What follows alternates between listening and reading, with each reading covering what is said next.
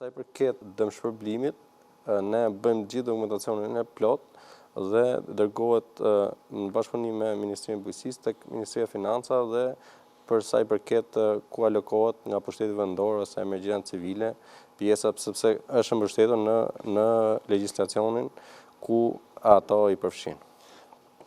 Për sa i përket pjesës gjithë paketës së plot për rastin e zjarreve, janë bërë gjithë evidentimet dhe janë bërë gjithë paketa plot dhe me dijenin time janë alokuar. Këto janë buxhetet të cilat janë të paplanifikuara dhe nuk dihet domethënë numri ose sasia sa mund të ndodhë. Prandaj bëhet procesi i plot i dokumentimit dhe pastaj kalon në momentin e dytë që të bëhet alokimi i fondit. Jo, fakti që janë të shpërblyera ata nga zjarret, ka shpresë edhe për këta nga përmbytjet. Po, është po e njëjta procedurë, thjesht ata do të jenë të qetë sepse do dokumentacionin dhe kohën e plot që të arrijnë në procedurën e dëmshpërblimit. Qartë, patjetër.